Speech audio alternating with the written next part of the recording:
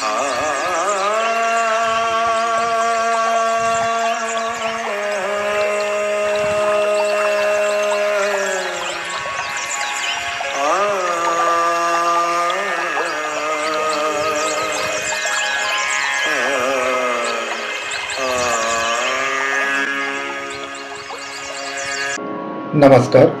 आपणा सर्वांचं सहर्ष स्वागत. संगीत ती समाधी भाग 4. लेखक ब्रह्मलीन योगीराज मनोहर हरकरे. एक कथा प्रचलित आहे, त्यातील शास्त्रीयता पडताळून पाहण्यासारखी आहे. एक संगीतज्ञ गायक गुरु होते. त्यांचा मुलगा 8 वर्षाचा झाल्यावर त्यांनी त्याला तंबोरा लावायला शिकवले. तंबोरा लावण्याचा अभ्यास झाल्यावर गायक गुरूंनी मुलाला खर्ज साधन करायला सांगितले. वर्ष उलटून गेले तरी गायक गुरु मुलाला खर्जा व्यतिरिक्त स्वर लावायला सांगेनात. मुलगा कंटाळला. मुलाची आई त्याहून कंटाळली.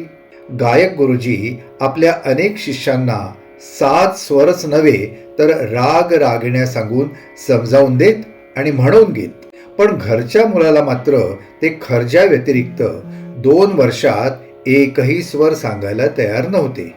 स्वतःच्या मुलाकडे गायक गुरुचे इतके दुर्लक्ष पाहून त्यांची पत्नी त्यांचेवर नाराज होती. कर्मधर्म संयोगाने गायकाला दूरच्या दिशी गायना करता जावे लागले. मुलाला त्यांनी खर्ज साधनाशिवाय अन्य काहीही न करण्यास सांगितले. मुलाला आता सुसंधी प्राप्त झाली होती. वडिलांचे खर्ज साधनाचे दडपण आता कमी होणार होते. त्यात त्याच्या आईचीही साथ होती. गायक बाहेर गावी गेल्यावर मुलाने खर्ज साधन सोडून सप्त स्वरांचा विस्तार व विलास सुरू केला. बापाचे गाणे ऐकून ऐकून त्याचे मनात असलेले स्वर, स्वरविस्तार, आलाप व ताना तो एकामागे एक घेऊ लागला. गवयाचाच मुलगा तो. सारे कसे भराभर जमू लागले त्याला. वर्षभरात तो उत्तम गायक समजल्या जाऊ लागला. त्याच्या आईलाही मुलांची प्रशंसा ऐकून धन्यता वाटत असे व राहून राहून असे वाटे की एवढा हुशार मुलगा, पण बापाने मुलाला पुढे जाऊच दिलं नाही. त्याला खर्ज साधनेवरच डांबून ठेवलं. वय लहान व सर्वत्र प्रशंसा. आईला धन्यता वाटे आपल्या मुलाबद्दल. वर्षभरानंतर गायक आपल्या गावी परत आले. तो त्यांना आपल्या घरी तंबोऱ्यावर एक मुलगा भराभर ताना घेऊन गाणे म्हणतो आहे असे त्यांनी ऐकले.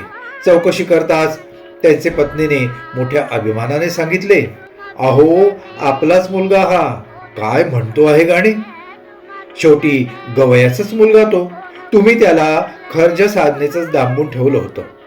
आता पहा कसं गातो ते. सारे जण त्याची प्रशंसा करतात. पत्नीचे भाषण ऐकून गायक गुरु खिन्न झाले. ते म्हणाले, शेवटी जे नशिबात होतं तेच झालं. त्याला पट्टीचा गायक करण्याची माझी इच्छा होती व तसा मी प्रयत्न करीत होतो. 3 वर्ष त्यांनी खर्ज साधन केले असते तर त्याची कुंडलिनी जागृत होऊन खर्जासह 7ही स्वरांची स्थाने त्याला कळली असती. पण आता खेळ संपला. मुलगा भलत्याच वळणावर गेला. लोकांच्या दृष्टीने तो गायक होईल, पण माझ्या दृष्टीने तो गायक असणार नाही.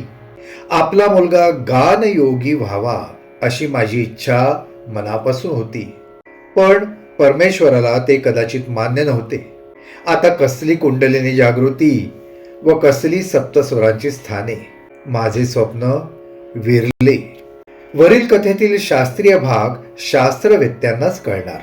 खर्ज साधनाद्वारे कुंडलिनी जागृती व कुंडलिनी जागृतीनंतर षटचक्र भेदनाने सप्तस्वरांची स्थाने कळण्याचा गानयोग वरील कथेतून स्पष्ट झाला आहे. आजच्या भागात एवढंच. पुन्हा भेटूया पुढच्या भागात. नमस्कार. हरि को सदा, जो भजे हरि को सदा.